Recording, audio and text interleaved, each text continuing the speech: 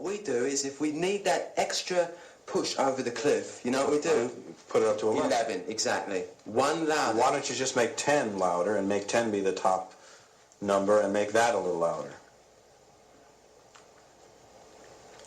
These go to 11.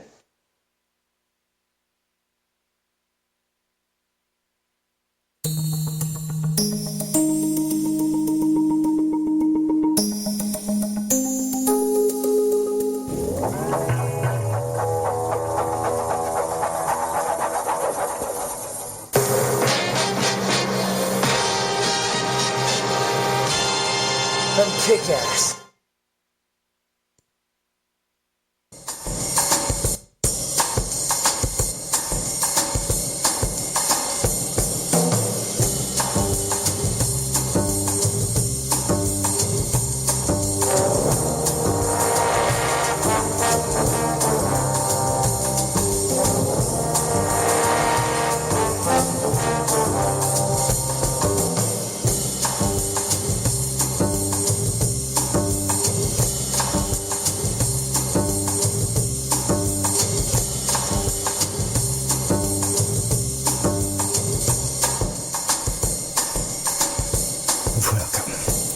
Welcome, everybody, to the Kicking Ass Punkcast.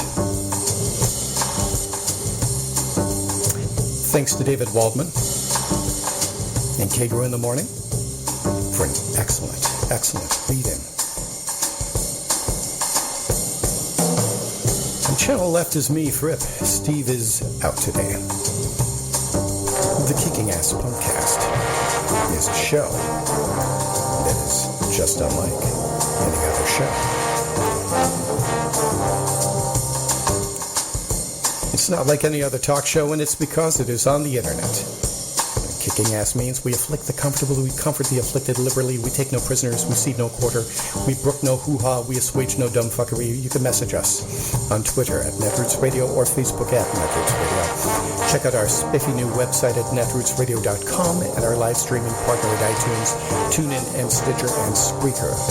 Our podcast will be available later today from our good friends at iTunes, Stitcher, and our new partner at Swell. Steve will actually hopefully join us a little bit later in the show. And our podcast will be available later today from our good friends at iTunes, Stitcher, and our new partners at Swell. Did I just say that? Well, I just said it again. Why not? Kind of kooky, kind of crazy this morning. Just a very interesting, hard scrabble morning. But welcome. Let's just have a little bit of introductory music, just the beginning. Get it just all warmed up.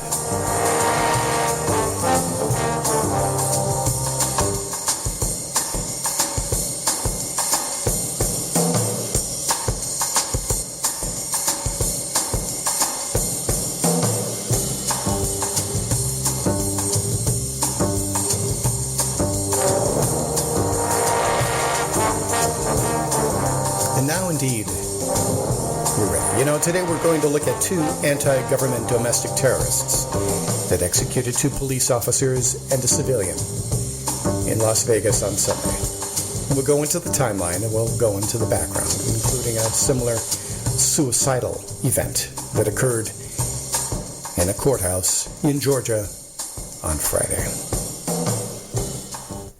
Yes, but first, on Sundays, some go to church to worship the God of their choice, and on this last Sunday morning, Jared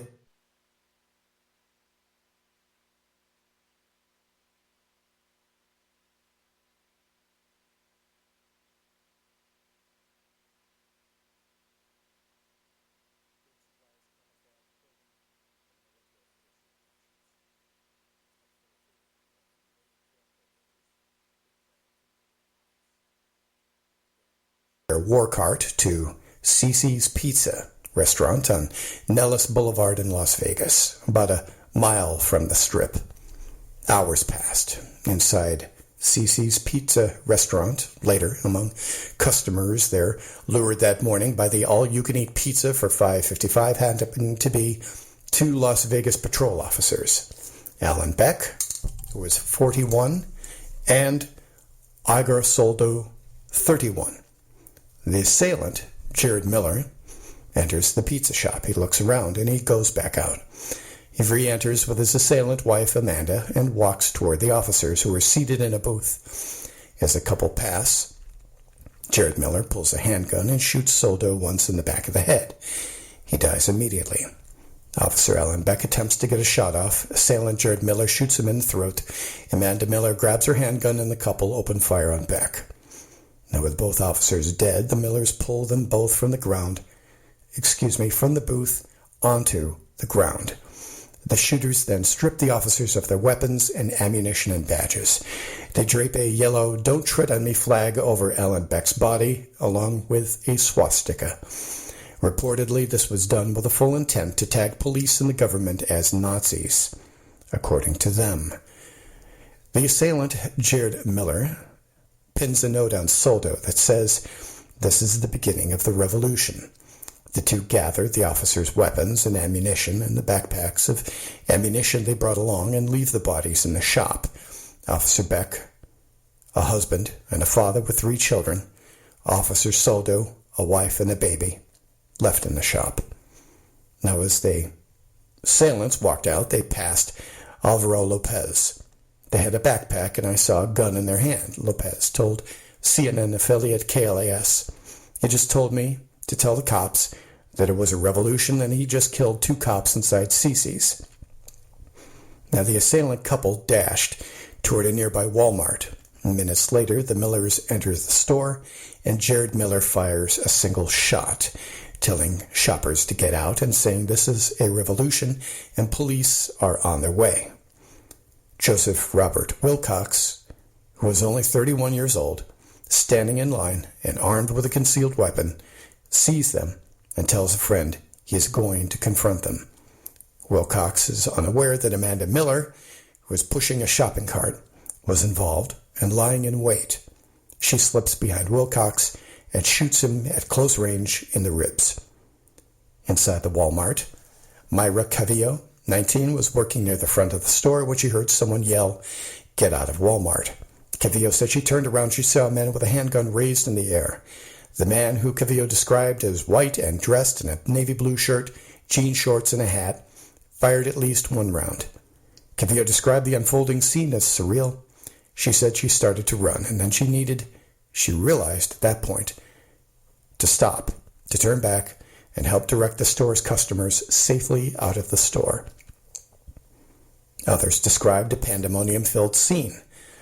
Jesus Bustamante, 26, said he was in the electronics section of the store when he heard a muffled sound and people screaming, "It's a shooting, it's a shooting." Bustamante said he wasn't sure whether to run or to take cover in the store, but he saw a Metro officer run past him saying, "Get out of here." Bustamante said those trying to get out of the store were typical for a busy Walmart: elderly, children, and parents. A mother at the scene, who was asked not to be identified, said she was in a dressing room with her 7-year-old daughter and her 9-year-old son, who were looking for outfits for a relative's graduation. The mother said she heard 2 gunshots followed by pandemonium breaking out inside the store. Her first thought, how do we get out alive? She said she immediately grabbed her children and sprinted out a back door near the changing room. Once outside the store, she said she saw police officers swarming near the Cece's and heard bystanders screaming that 2 officers had been shot. The assailants make their way to the back of the store. 2 teams of police officers trained to respond to shootings arrive. One team entering from the front of the store and the other from the back, and they fan out in formation. They trade gunfire with a couple as the assailants move toward the automotive section. An officer takes shelter in a security office where he and a Walmart employee monitor surveillance cameras and relay information to the teams about the suspect's whereabouts. Officers exchange gunfire with a couple in the store's automotive section. Oil and antifreeze spill onto the floor. The officers close in. The Millers sit and lie on the ground, ready to further engage police. Jared Miller, builds a barricade of items from the store around his wife. In the last moments of their lives, assailant Jared and Amanda turn and face each other and speak, although it is unclear what they say. She then shoots him several times before shooting herself in the head. Assailant Jared makes some movements, but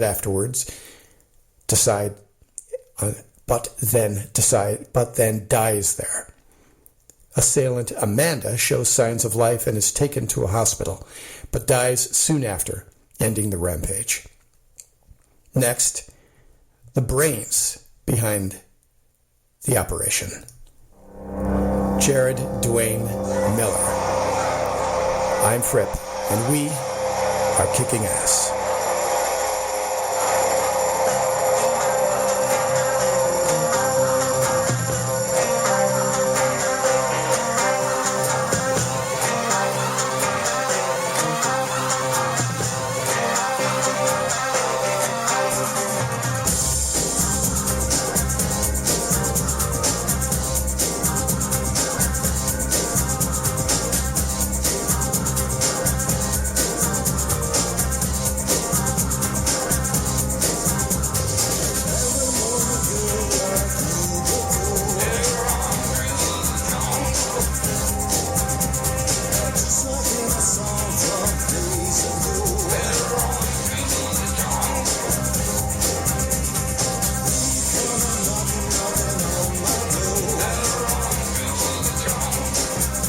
Assailant Jared Dwayne Miller had a lengthy criminal history dating back to at least 2000.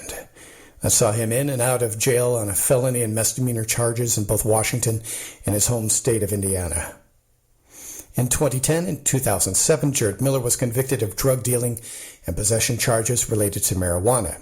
In between those criminal cases, he married Amanda Miller in September 2012 in Lafayette, Indiana.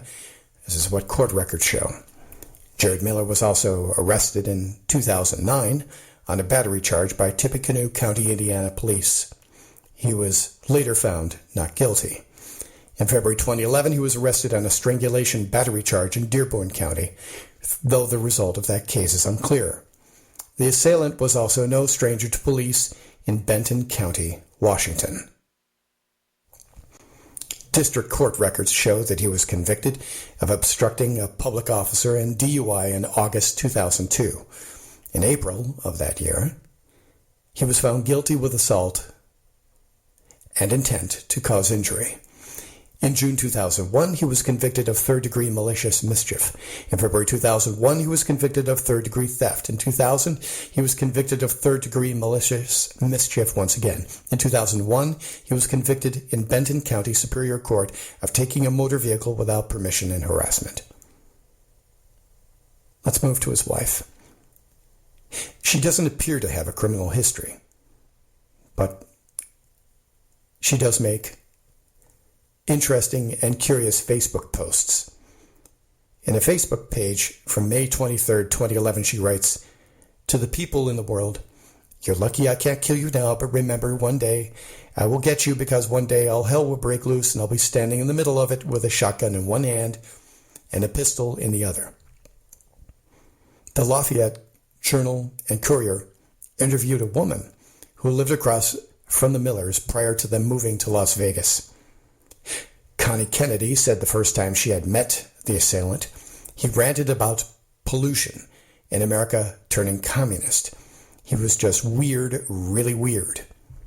Kennedy added that she came home in April or May of last year to find officers with rifles arresting Jared Miller. He spent a few months in jail. In January, the Millers were interviewed by federal law enforcement officers after they threatened to shoot up a Department of Motor Vehicles office in Indiana, according to a law enforcement official in Las Vegas. Rambling and adamant was his style. A bookstore owner said he had a run-in with the Millers just days before the murders, when they came into his shop looking for the dystopian novel Animal Farm. Academy Fine Books owner Gary Frick got caught in a short but dramatic debate with the assailant. Frick said the hot-headed 31-year-old covered everything from Bundy to to the Declaration of Independence to the morality of pornography, guns, and drugs in a span of less than 15 minutes. He kept misquoting things and incorrectly using words, Frick said, all while sounding very sure of himself, and he didn't like it when the bookstore owner pushed back. He liked to argue, but he didn't like to be argued with, said Frick. His wife didn't want to argue either and kept pulling on the assailant's arm, saying, come on, let's go.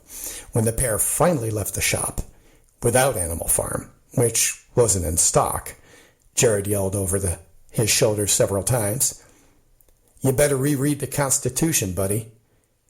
When the bookstore owner saw the news Sunday, he immediately thought of the couple and wasn't surprised when they were identified on Monday.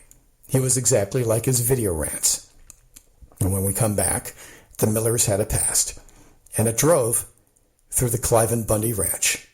I'm Fripp, and we are kicking ass.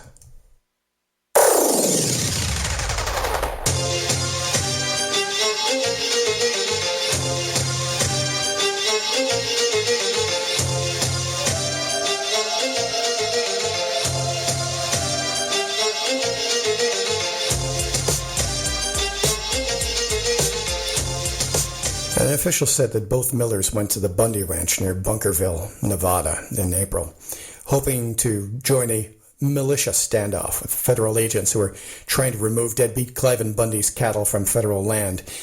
In the assailant's Facebook postings, he invoked the Bundy Ranch standoff while it was picking up steam in early April with a revolutionary fervor. Ranch war almost underway, he posted on April 9th. We need to watch this closely. Could be the next Waco and start of a revolution. Later on the same day, Miller posted that he would be supporting Clive Bundy and his family from federal government slaughter. We must do something. I will be doing something.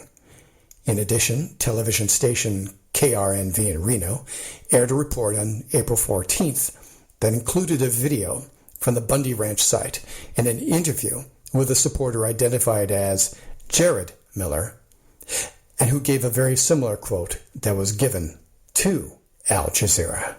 I feel sorry for any federal agents that want to come in here and try to push us around or anything like that. I really don't want violence toward them, but if they're going to come bring violence to us, well, if that's the language they want to speak, we'll learn it. Miller was dressed in a camouflage and wearing a T-shirt advertising Gordon Martinez for Clark County Sheriff. Martinez is a former Metro detective who claims on his campaign website or his campaign Facebook page to be a lifetime member of the Oath Keepers, a patriot group that rallied to Bundy's side during the standoff. But things apparently didn't go well for Miller at the ranch. In another apparent entry, posted to a Google Plus account attributed to the assailant, he wrote that he had been shunned at the Bundy Ranch and was asked to leave because he was a convicted felon. I was out there, but they told me and my wife to leave because I am a felon, he wrote. They don't seem to understand that they are all felons now for intimidating law enforcement with deadly weapons. So don't tell me that they need people. We sold everything we had to buy supplies and quit our jobs to be here 24/7. How dare you ask for help and shun us, dedicated patriots.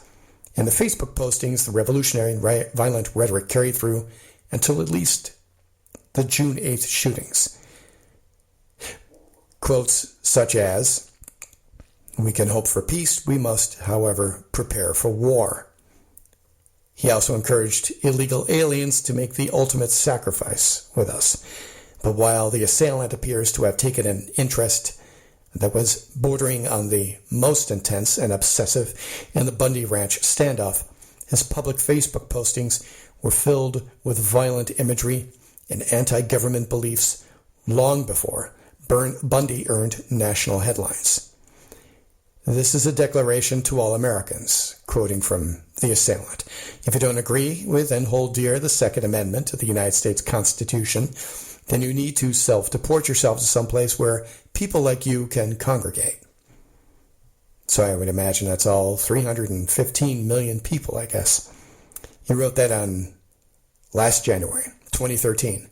We are already on our way to tyranny, and your corrupt, evil ass needs to leave this country before you incite another civil war. You're a traitor to this nation and the people who hold their rights dear to them and deserve to die a traitor's death. Cliven Bundy told the Review-Journal that he himself did not recognize the Millers from the pictures on television, but, quote, we do think they were here for a period of time. I definitely didn't have any association with them except maybe meeting them, he said, noting that there were thousands of supporters at rallies held before and after the April 12th standoff. I didn't have anything to do with running them off the ranch, he said. There's some indications that the militia said that they should leave, and there is some indication that they've been talking radical type things, although I don't have any personal information on that. Well, then, Clive, I think that you yourself was definitely the source of a lot of radical talk. He doesn't know who made the decision to ask the Millers to leave the rally area. He added that he had contacted the Clark County Sheriff's Department twice since the shootings, including late Sunday, when he wrote in an email that he was sorry about the shootings and he would cooperate with the investigation in any way that he could. Today's report on the Las Vegas shooters. Thanks to sources at AP, CNN, the Southern Poverty Law Center, and Las Vegas Review-Journal. I'm Fripp, and we are kicking ass.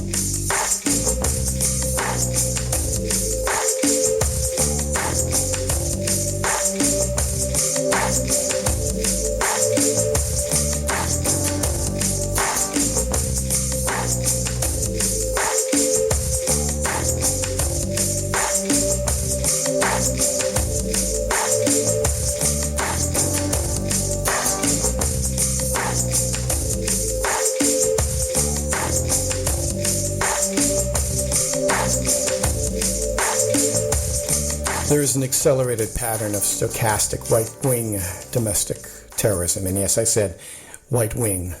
On Friday, a man armed with guns, explosives, and other supplies shot and wounded a deputy outside a Georgia courthouse and then was equipped enough with what he brought to take hostages once he got inside.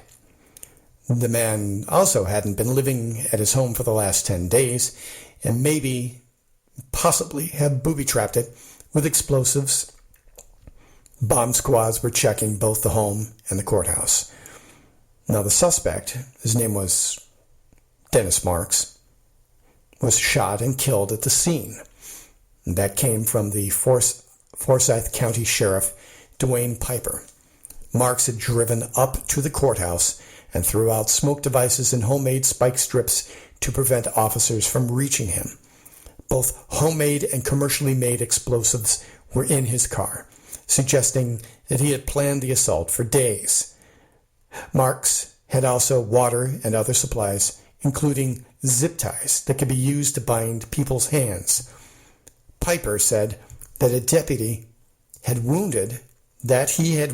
the assailant had wounded, had prevented others from getting hurt when he encountered the assailant, although it was not clear if that deputy killed the suspect. Sovereign Citizens, Patriot Movement's Tea Party. The poison outgassing of a shrinking, white, patriarchal demographic. Now, Joshua Marshall from Talking Points memo yesterday. I'll read it verbatim. Both weird and chilling. It seems the couple who killed the police officers in Las Vegas yesterday and the sovereign citizen guy who tried to storm a courthouse in Cumming, Georgia on Friday had the same plan. Take over a courthouse and start executing public officials, or possibly in the Georgia case, holding them hostage. According to the Las Vegas Review-Journal, a next-door neighbor of the couple was in possession of a package of their documents detailing plans for a courthouse siege. The next-door neighbor and friend of the assailants in the Las Vegas killing were holding documents for the couple that included detailed plans of how to take over a courthouse and execute public officials. The file box full of documents, along with 3 empty rifle cases and an empty box for handcuffs, were confiscated by investigators during a search of Kelly Fielder's apartments. Fielder lived next door to the Millers and called them her best friends. She said she didn't know they were that crazy. It's not totally clear from the article whether Fielder knew what was included in the documents, but it seemed a bit unclear why Fielder isn't in some legal jeopardy herself. Equally unclear is why the Millers started their spree by executing police officers in a pizza shop, if their plan was to storm and take over a courthouse. And usually, courthouses on Sundays are closed. That's rather obvious. Perhaps the plan was simply abandoned, but they came along carrying lots of weapons and seemingly materials for a siege of some sort. Also notable is that, according to the Las Vegas Review-Journal, the couple left their apartment at 4:30 a.m. Sunday morning, telling neighbors they planned to murder cops. Again, no one thought to alert any authority anywhere. Obviously, maybe because someone thinks they're joking or they're scared or something else. But the point isn't made explicitly in the newspaper piece. It seems like a lot of people around the Millers knew not just that they were potentially dangerous or nuts, but they were actively planning or in the midst of perpetrating a major terrorist attack. As Josh Marshall noted at the top, Dennis Marks, the assailant in Georgia, seemed to have the same plan. He came to the Cumming, Georgia courthouse with guns, smoke bombs, explosives, snap-tie handcuffs for handling hostages. And there's zero evidence that these two incidents are connected. And I'd be shocked if anything surfaced, but the worldview is a shared one, as is the fever dream focus on public authorities and law enforcement as the tip of the spear of this so-called domestic fascist takeover. I'm Fripp, and we are kicking ass.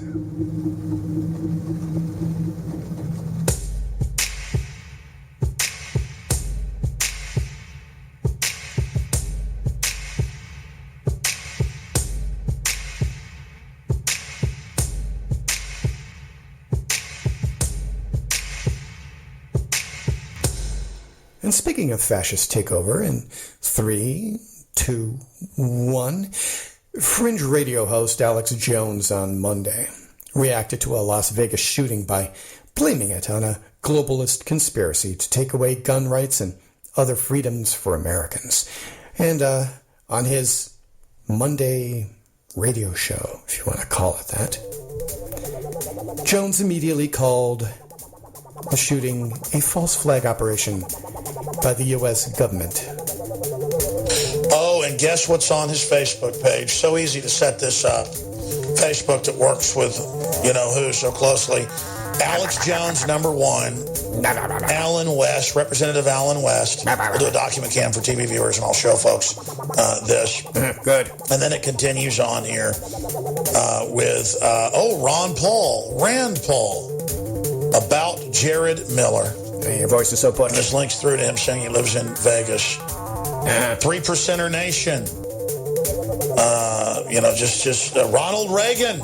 Sling Blade. Ronald Reagan's fault, but the media is not picking up on that. Sling Blade. The media is demonizing yours truly. Oh, no. So, 2 Ronald Reagans. Oh, George Washington. My gosh, it's all his fault now. The 2 cops got shot. Let's carry on with his quotations, or screeds, or whatever the hell you want to call it. Tens of millions of people are flooding here, hundreds, maybe I should do it this way. Hundreds of thousands a month pouring over the borders, being given driver license in California to pull the lever to ban guns. We're in the middle of a globalist revolution against this country right now. My gut tells me that the cold-blooded, degenerate, evil killing of 2 police officers and a citizen in Las Vegas yesterday is absolutely staged. Now, Jones explained that the conspirators were using the Batman villain, the Joker, as a programming template for mind control because Jared Miller had dressed as a comic book character while he was in Las Vegas.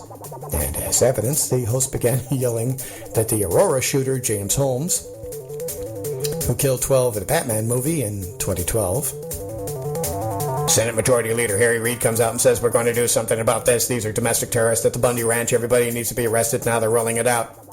Well, they stage it now. The answer is absolutely. No. If they would stage the Al-Qaeda attacks, if they would do it all over again, they would do it just to get guns and to blame the Tea Party that's sweeping every runoff election, every primary right now, defeating in almost every case 90% of Republican incumbents are going down. 1776 is happening peacefully through the system. They want to start a civil war with the police.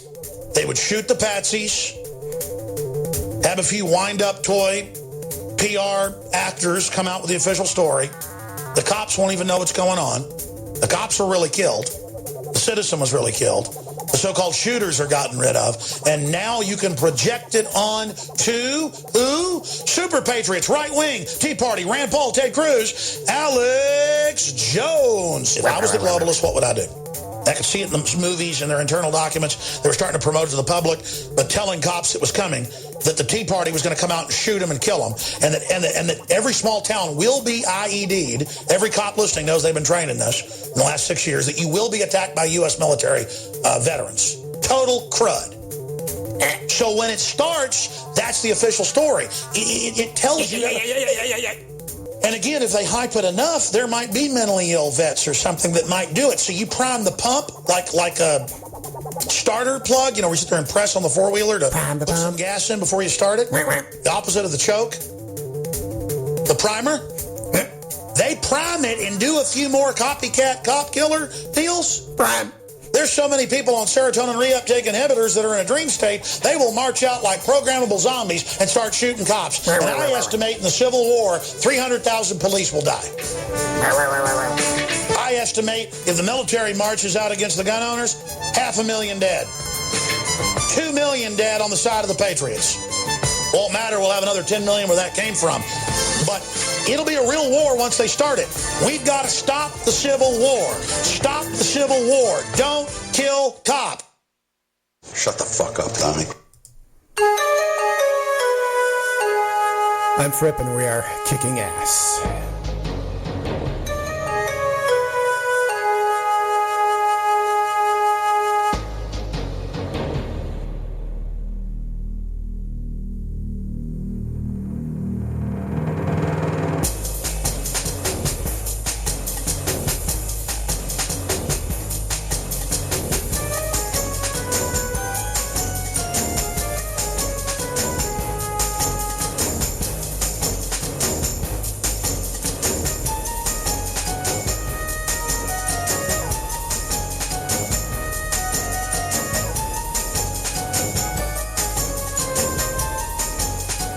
From Las Vegas to Georgia, the NRA has created a monster. Introducing their chief monster, Wayne LaPierre. We don't trust government because government has proven unworthy of our trust. We trust ourselves, and we trust what we know in our hearts to be right. We trust in our freedom. And in an uncertain world, surrounded by lies and corruption, there is no greater freedom, believe me, than the right to survive, to protect our families. With all the rifles, shotguns, and handguns that we want.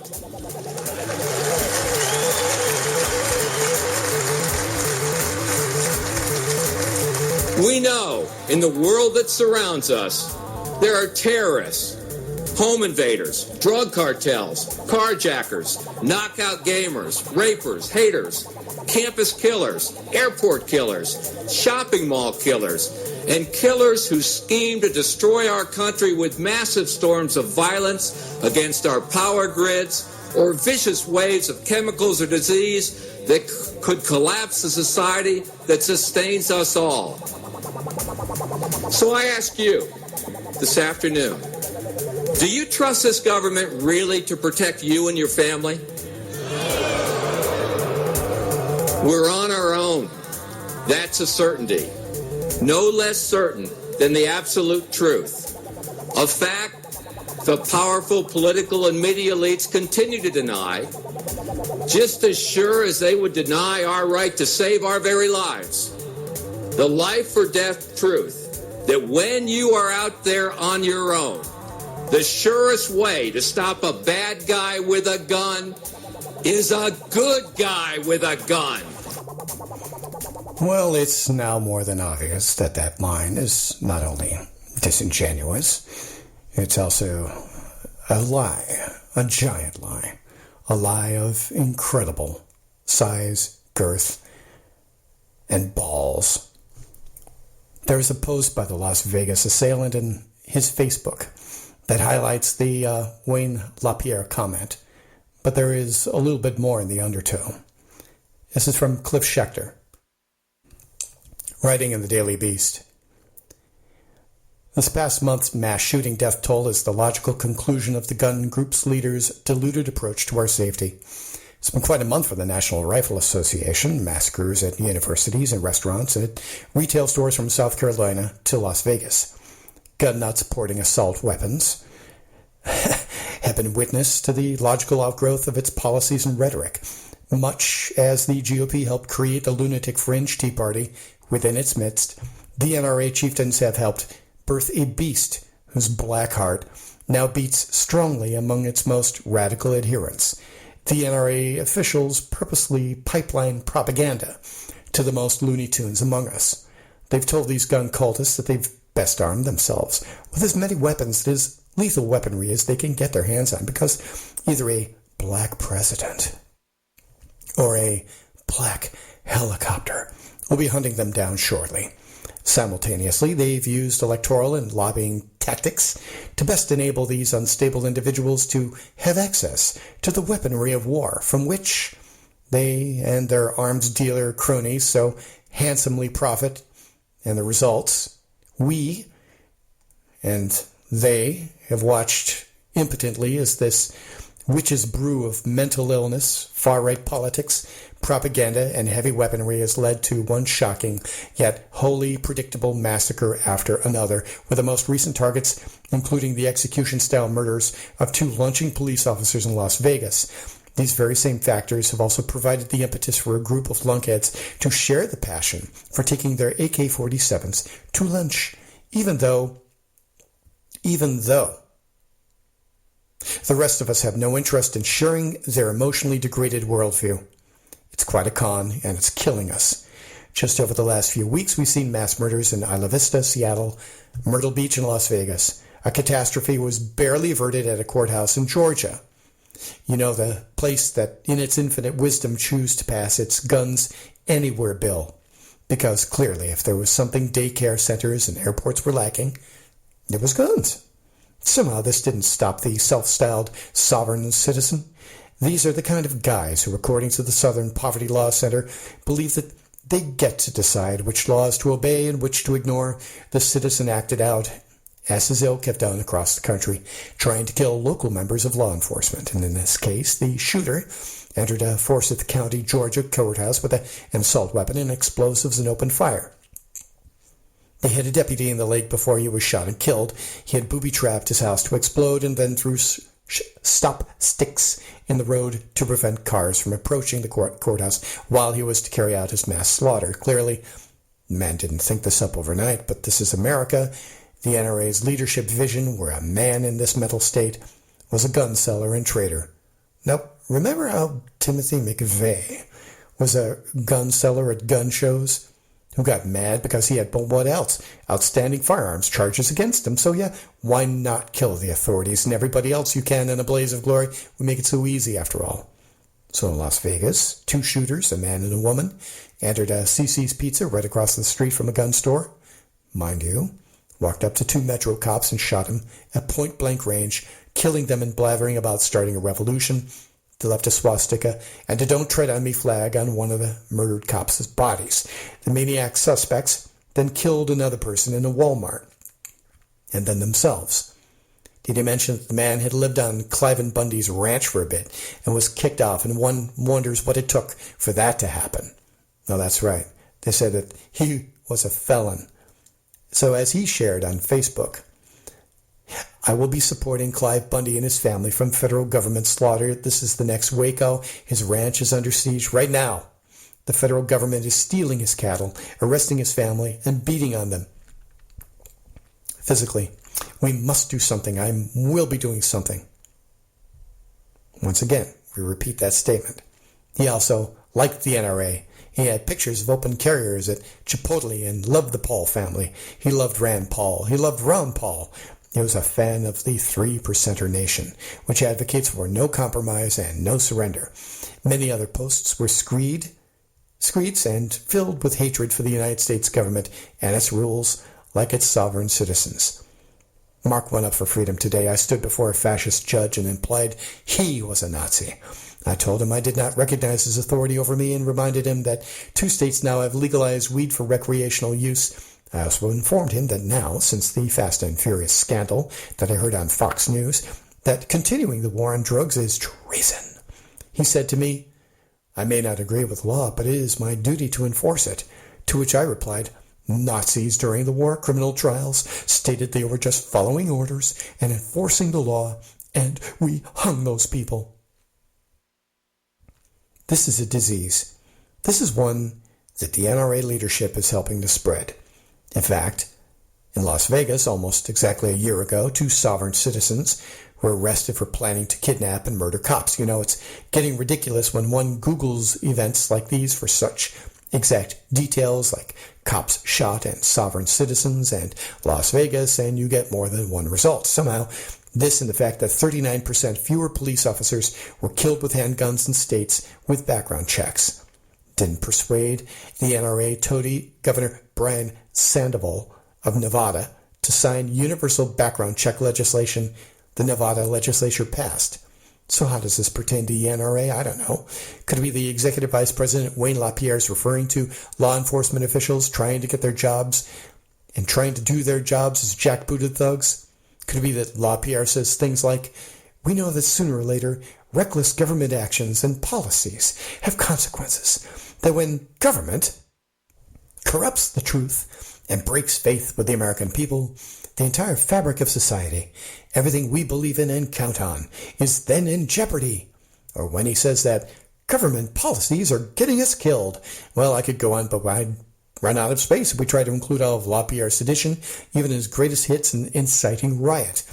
Put simply, the NRA's leaders have demonized anyone whose job it is to enforce our laws and to protect the United States in its pamphlets, in its emails, in its speeches, in its TV ads, in its web shows, in its radio programming, and anywhere else they can unleash this cancer on the American public. So, is it then shocking that when their most unstable allies and their adherents use the same language when planning or executing the mass killing of policemen, judges, or other government officials? If Wayne LaPierre was instead named Wayne Muhammad, are you going to think that we're going to still be hearing from him? Or would he be in a black site in Romania somewhere? Then there are the others who take the NRA official line to heart, the open carry movement. In an America where gun rights for 3 decades were constantly expanded, where one can wear a handgun in a holster, in many states quite openly, these geniuses feel a need to bring their long guns with them to restaurants and other places where families love to gather, especially generally without the presence of AK-47s. It has nothing to do with gun rights, but a lot to do with intimidating others and making the rest of us not only accept their guns, but have an irrational an attachment to their weapons or property, if you will, as they do.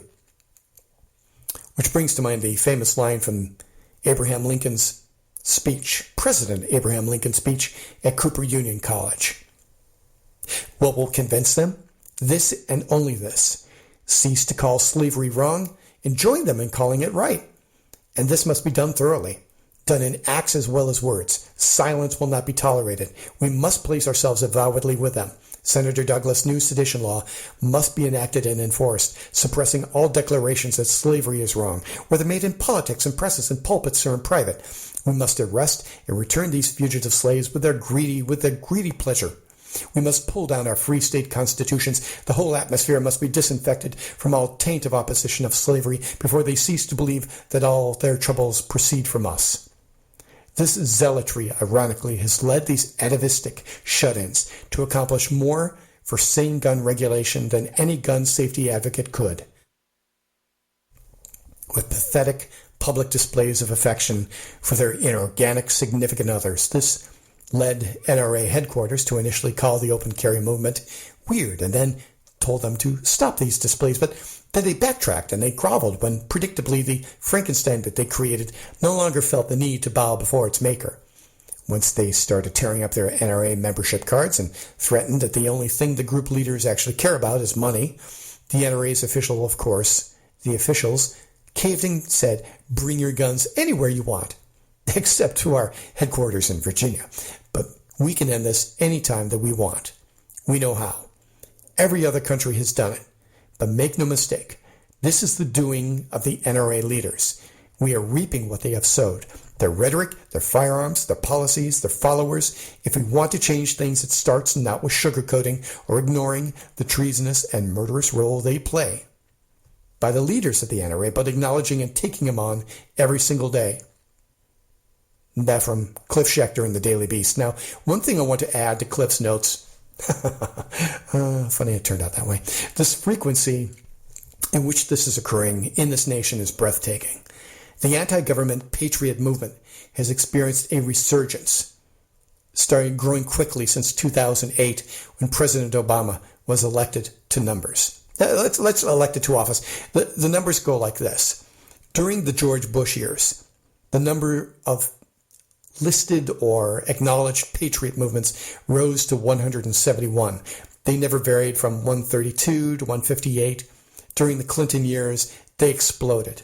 A Democrat in office, going from 809 to 859, and then after Oklahoma City, dropped by the end of his term to 194. When Barack Obama came into office in 2009, it started at 512, escalated all the way to 1,360 patriot groups, then down to 1,096 last noted and registered in 2013. And crimes with guns occur all too frequently every single day. But there's something different about this. This is ideological. This is nothing in this case, especially yesterday, to me, that is a majority of thinking of mental illness. Clearly the individual was disturbed. Clearly he needed help. But he didn't seek help. Nobody called him out to get help. His wife encouraged him. It's the kind of thinking that an individual or some group in rural Missouri with a just irrational, unbelievable hatred of President Obama managed to briefly shut down morning traffic on I-70 on Monday by hanging an effigy of the president from an overpass. It was a mannequin. It was wearing a rubber Obama mask, was spotted hanging from an I-70 overpass on the outskirts of Kansas City at about 5:30.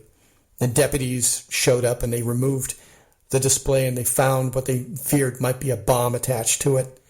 This is right-wing stochastic terrorism. And so with every courthouse, every Walmart, every public walk, every destination, we're being coerced by a fearful few with guns to join them in their fear chamber. So if not Columbine, when? If not Sandy Hook, when? Has the American conscience become so cancerous and so deaf that we cannot change things? No. What did we just hear from the Cliff Schechter article?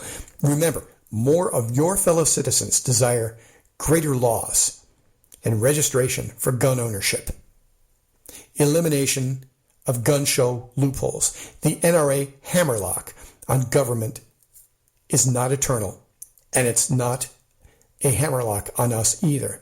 Things change.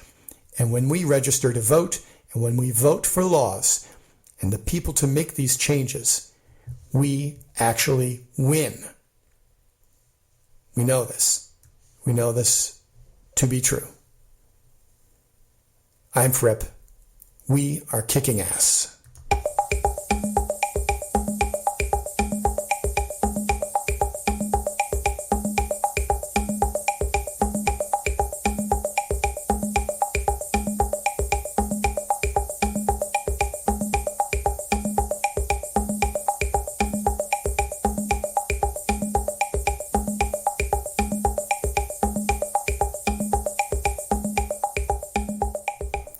We're going to try this. We're going to try this live. We're going to bring in Mr. Steve. And, sir, how are you? How are you doing today? I hear you on the other end. Can you hear me? I hear you great, man. I hear you great. Okay.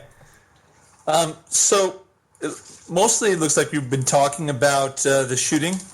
That's correct. I think I just heard something about another event that appears to be occurring that a high school in Portland, Oregon is in lockdown.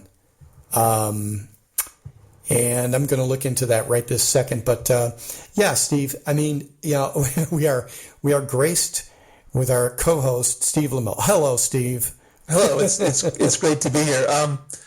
The first thing that struck me about this whole shooting thing is, of course, that these are the same idiots who are running around being anti-government all the time. You can't just keep saying anti-government stuff and then expect that people aren't going to flip out, because they do it over and over again. Things from Oklahoma City and stuff like that. You keep preaching that the government is evil, that they're going to destroy us, and this is what happens. It's always people who've been listening for years to people saying how awful the government is, and then they go and they shoot representatives of the government, like police officers, or like Oklahoma City, go and blow up the federal building. It's just the same thing over and over again. And as you're talking about the things exploiting the number of groups, this is what happens, and it's what happens. During George W. Bush, you didn't hear any of the Republicans going, government is bad. You kept hearing them say, oh, the government should be able to do whatever it wants to stop terrorists. So the government, did stuff like just arrest people and ship people off. And, they were, as long as the Republican president was in office, they were just saying, oh, the government should be able to be free to do whatever it wants. But then suddenly when a Democrat's in office, oh, the government is evil, the government is evil. Yeah. People got to remind them of this ridiculousness that happens every time they switch presidents. Yeah, and it's only simply, there are two things. There's a black man in the White House, there's a Democrat in power, and for some particular reason they feel incredibly terrified. Let me try to detail some of the news that is actually happening live right now. Police race to an active shooter at Reynolds High School. Now, this is out in Troutdale. So if you look at Portland as it is, it's on the point of two rivers.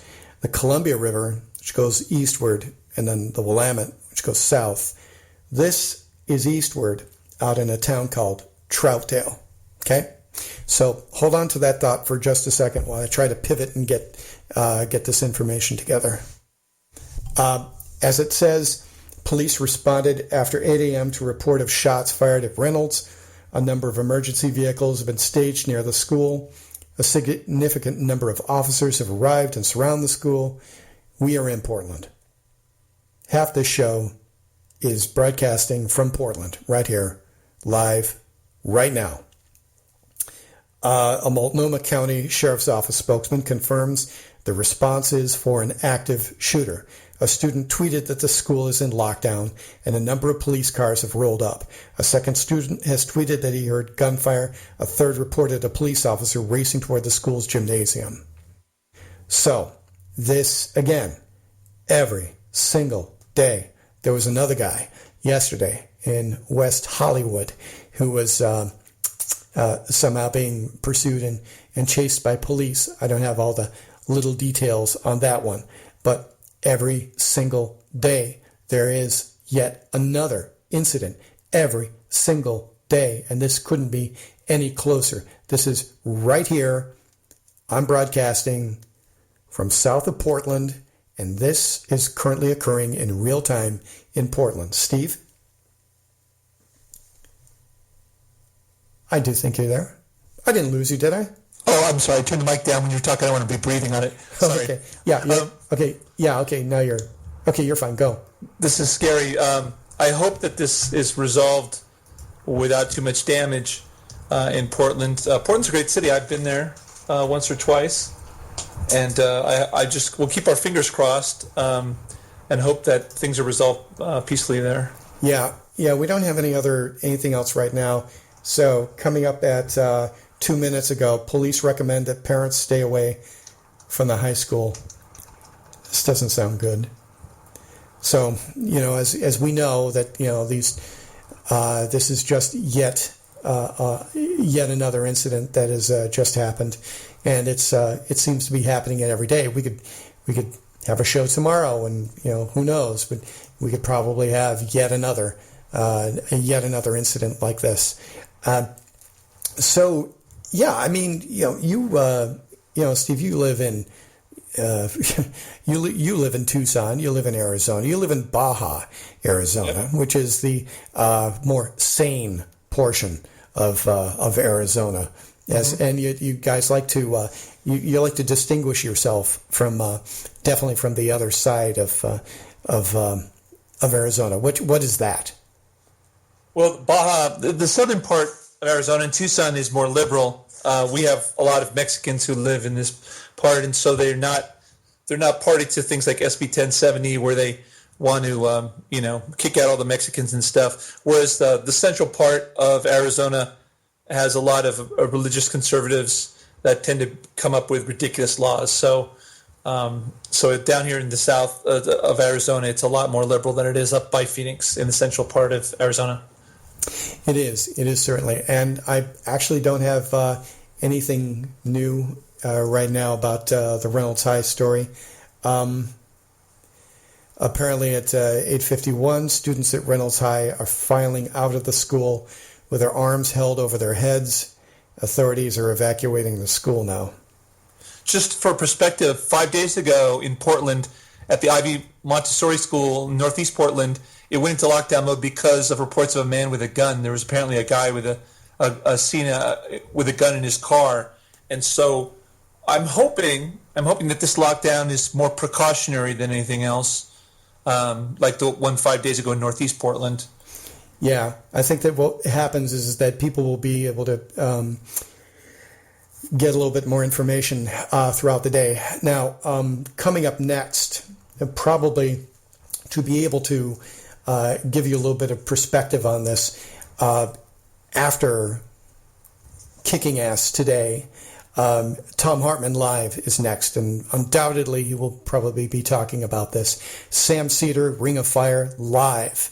After that, we have a live block that goes all the way from 9 a.m. to 6 p.m. Eastern, or that would just be 6 a.m. Pacific, 3 p.m. in the afternoon, and then picked up again with Mike Malloy's show in the evening. So the after show is heard in this slot for the rest of the week, and I'm sure Justice and Wink will pick this up tomorrow and all the way to Friday, and then again on Monday.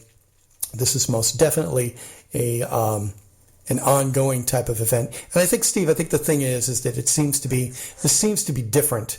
What seems to be happening with this stochastic terrorism. It's seemingly from a certain kind of group with a certain kind of point of view. Not necessarily everybody is mentally ill, and I'm going to say that because that's usually the fallback line for a lot of this. But in this incident, especially in Las Vegas, it seemed to be to me to have something having to do with more of an ideological type of thing. And I just have a few seconds and just want to get your thoughts.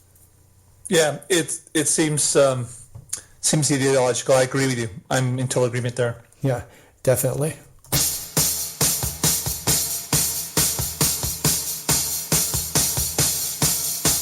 Hey, bullies, look behind you. It's kicking ass.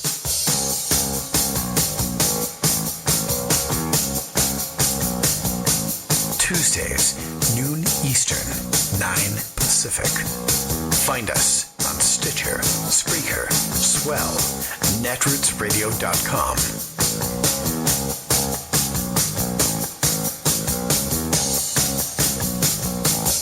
Never forget, we win when we fight back, kicking